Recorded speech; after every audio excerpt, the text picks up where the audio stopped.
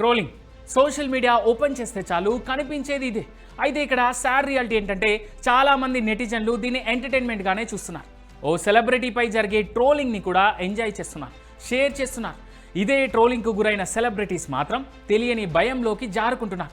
ఇప్పుడు రష్మిక మందన కూడా ట్రోలింగ్ భయానికి గురయ్యారు.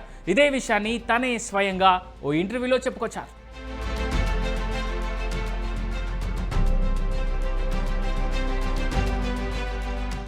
At present Bollywood cocktail 2 cinema చేసిన రష్మిక మందన ఆ సినిమాకు వస్తున్న రెస్పాన్స్తో హ్యాపీగా ఉన్నారు. ఈ క్రమంలోనే తన సినిమాకు మరింత ప్రచారం కల్పించేందుకు ఓ ఇంటర్వ్యూకి వెళ్ళారు. అక్కడ ట్రోలింగ్ భయంతో తాను ఏం మాట్లాడలేకపోతున్నా అంటూ ఎమోషనల్ కామెంట్ చేశారు.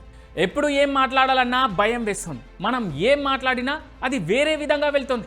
నేను అనని విషయాలను కూడా అన్నట్టు ప్రచారం చేస్తున్నారు. మన గురించి ఎలాంటి రూమర్ వస్తుందో అని రోజు భయంతో గడవాల్సిన పరిస్థితి వచ్చింది.